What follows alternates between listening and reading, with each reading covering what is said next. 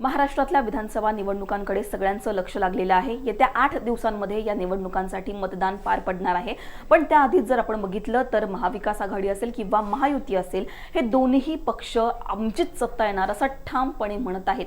पण जितक्या ठामपणे हे आपापली सत्ता येतायत असं म्हणतायत, मुख्यमंत्री पदाबाबत तितक्याच प्रमाणामध्ये या दोन्ही आघाड्यांमध्ये संभ्रम पाहायला मिळतात, वेगवेगळी मतं पाहायला मिळतात।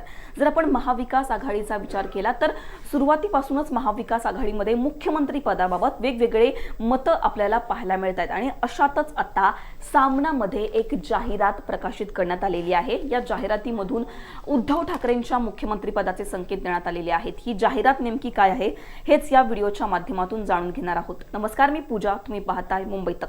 जर आपण सुरुवातीपासून बघितलं तर जेव्हा निवडणुकांच्या तारखा जाहीर झाल्या तेव्हापासूनच उद्धव ठाकरे असं म्हणत होते की मुख्यमंत्री पदाचा चेहरा जाहीर करा, जोही महाविकास आघाडीचा मुख्यमंत्री पदाचा चेहरा असेल त्याला मी पाठिंबा देईल।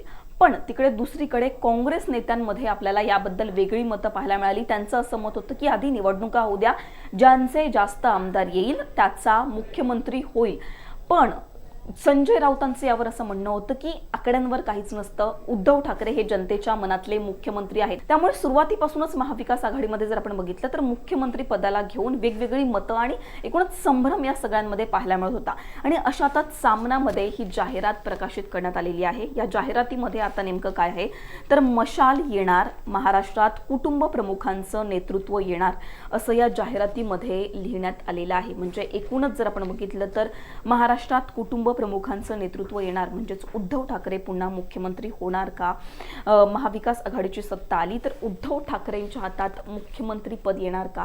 हे सगळे प्रश्न यातून निर्माण झालेले आहेत। ठाकरेंच्या शिवसेनेला उद्धव ठाकरेच मुख्यमंत्री हवे आहेत हे सगळं यातून स्पष्ट होत आहे। पण दुसरीकडे काँग्रेसमध्ये जर आपण बघितलं तर असे अनेक नेते आहेत ज्यांचा मुख्यमंत्री पदावर दावा आहे आणि इकडे ठाकरेंच्या शिवसेनेतून सुद्धा मुख्यमंत्री पदासाठी उद्धव ठाकरेंचं नाव असं जाहीरपणे पुढे केलं जात आहे। त्याच्यामुळे शरद पवारांची भूमिका जर आपण बघितली तर त्यांनी सुद्धा असंच म्हटलं होतं की ज्यांचे जास्त आमदार निवडून येतील त्यांचा मुख्यमंत्री होईल। पण आता अशा प्रकारे वेगवेगळी मतं महाविकास आघाडीमध्ये आपल्याला मुख्यमंत्री पदावर पाहायला मिळतात आणि डायरेक्ट शिवसेनेकडून जे त्यांचं मुखपत्र आहे ठाकरेंच्या शिवसेनेचा सामना, तिथे अशी जाहिरात आल्यामुळे आता मोठ्या प्रमाणात चर्चांना उधाण आलेलं आहे की महाविकास आघाडीमध्ये नेमकं मुख्यमंत्री होणार कोण? उद्धव ठाकरे मुख्यमंत्री झालेले काँग्रेसला चालतील का?